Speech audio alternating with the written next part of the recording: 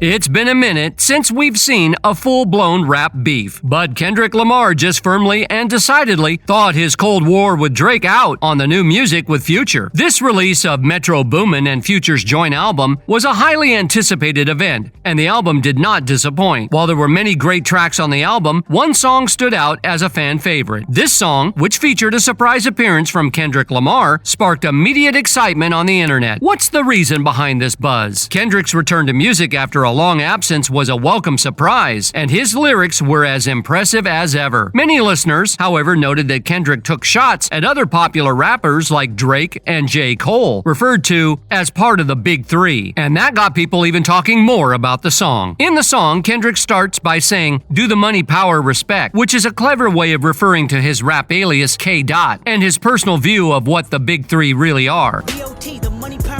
Back in high school, Lamar used to go by the name K. Dot when he started rapping for his classmates. He stuck with that name from 2003 to 2009, but then he decided to go back to using his real name because he wanted to be more genuine in his artistry. He explained this change during an interview with Hard Knock TV. In the song, Kendrick then goes on. He's referring to the third of the Big Three, respect, being better than the other two. He then seems to take a dig at Drake, mentioning his collaborations and partnership with Nike, whose logo is a checkmark.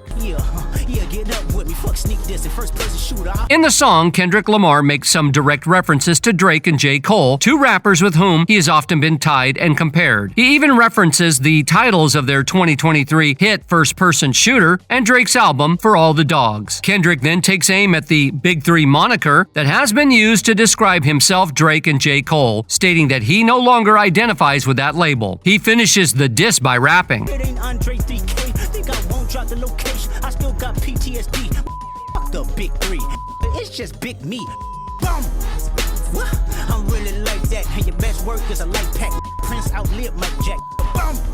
For all your dogs getting buried, that's a K with all these nines. Kendrick is making it clear to both rappers that his work will have a lasting impact, comparing it to the legacy of Prince, who outlived Michael Jackson by nearly 7 years. While both Prince and Jackson were influential pop icons for decades, they also had a well-known feud that played out in public. Similar to Kendrick's current tension with Drake, there's also a parallel between the artistic depth of Kendrick and Prince compared to the more mainstream popularity of Drake and Jackson. Despite being slightly less popular, Kendrick and Prince are respected for their artistic integrity and depth in their work. Kendrick has also expressed admiration for Prince in the past, mentioning a recording session they had planned for Kendrick's 2015 song, Complexion, before it fell through due to timing constraints. When it comes to Kendrick dissing Drake, the duo has been subtly trading jabs for years, so it's not strange. But Kendrick, including J. Cole, is, despite the two having a generally positive public relationship. They even hinted at collaborating on an album together in 2015 by remixing each other's songs on Black Friday. Also, the fact that Kendrick chose to target Drake on a song with Metro Boomin and Future is worth looking at. Although there has not been any news of a beef between the duo, Future and Drake's collaboration history has slowed down since 2022. But there have been rumors of tension between Metro Boomin and Drake behind the scenes. This could have caused Future to take the side of Metro. Kendrick Lamar and Drake have a long-standing and complicated history spanning over 10 years. As Kendrick Lamar gained more attention and fame, Drake welcomed him warmly, featuring him on his 2011 album Take Care, and taking him on tour with him. This tour, called the Club Paradise Tour, also included other big names like J. Cole, A$AP Rocky, Meek Mill, 2 Chainz, and Waka Flocka Flame. However, even during this time, there was tension between them. In the song Buried Alive, Kendrick expressed feeling uneasy about Drake's success, especially since Drake was already a bigger name in the industry at that time. Nevertheless, they collaborated on a song, Poetic Justice, on Kendrick's influential album Good Kid, Mad City. However, their collaborative efforts came to a halt a year later after Kendrick's verse on Big Sean's Control, where he called out several fellow rappers including Drake. Shortly after this, Drake released his album Nothing Was the Same, and in an interview with Elliott Wilson, he praised Kendrick's talent while downplaying the impact of the verse. Nah, I feel like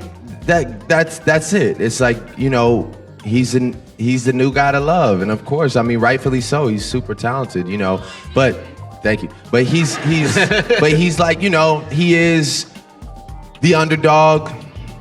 that's extremely hungry, you know what I'm saying? At the 2013 BET Hip Hop Awards Cypher, Kendrick rapped the line, "Nothing's been the same since they dropped Control," and tucked the sensitive rapper back into his pajama clothes. Yeah, and nothing been the same since they dropped Control and tucked the sensitive rapper back in his pajama clothes. Ha ha, joke's on you, high five. Then 2 months later, Drake contributed a verse to the remix of Future's song, SH!T, where he ended the verse with, Niggas gon' be niggas, that's why we never gave a when a nigga switched up. But Kendrick isn't the first rapper to be involved in a beef with Drake. The beef was with Drake and Meek Mill, and it all began with a single tweet. "Stop comparing Drake to Me Too. He doesn't write his own raps," Meek Mill tweeted in 2015. Meek Mill accused Drake of not writing his raps, claiming that Drake didn't promote Meek Mill's album, Dreams Worth More Than Money, because he found out Drake used a ghostwriter. Meek also expressed disdain for Drake, comparing him unfavorably to Kendrick Lamar and J. Cole. He even mentioned that he would have removed Drake's verse from the song Rico if he had known Drake didn't write it himself. OG Mako popped up in the conversation to back Meek Mill's ghostwriting claims against Drake, pointing out one ghostwriter, Quentin Miller. "Some of us knew. Meek just put it in the air," he tweeted. "Meek not hating, he's being honest." Mako then shared a screenshot of song credits from Drake's mixtape. "If you're reading this, it's too late," which showed Miller credited on several tracks. This served as confirmation of Meek's claims. Meek Mill later appeared on stage with Nicki Minaj during her Pink Print tour, where she shouted out Drake but did not apologize. "I was just upset as a fan. Shout out to Drake. Let him be great in all the mother blanking lanes he's great in." Drake's response to Meek Mill's assertions came up in the form of music titled Charged Up. In the song, he implied that Meek was accusing him without any real evidence and emphasized his patience during their feud.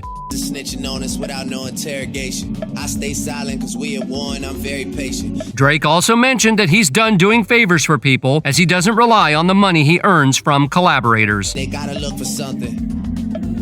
Done doing favors for people.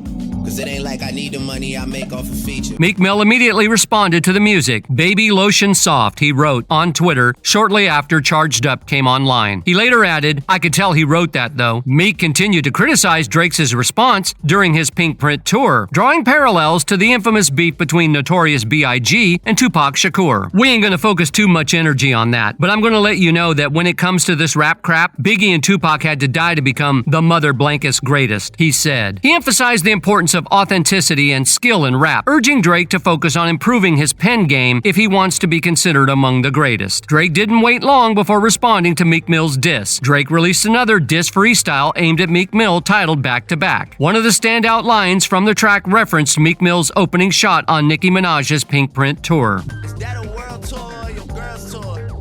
I know that you gotta be a thug for. This ain't what she meant when she told you to open up more. This line quickly went viral on social media. Memes of Meek flooded Twitter, and he was collectively pronounced the loser of the rap beef between the two, despite being the one who initiated it. As a result, Meek suffered a significant blow to his reputation that would linger for years to come. Back to Kendrick Lamar's diss. Shortly after the world heard Kendrick Lamar on Like That, fans on social media saw a photo of Drake leaving a club with wired headphones on looking defeated. They instantly assumed that he was listening to Kendrick Lamar's diss on Future and Metro Boomin's new album. One fan mentioned that Kendrick diss made him age 20 years more. Another fan wrote, "Bro definitely heard Kendrick cooking him. You can see the look on his face." Over to you viewers. What are your thoughts on this beef? Let us know in the comments section. Thanks for watching this video and check out the next.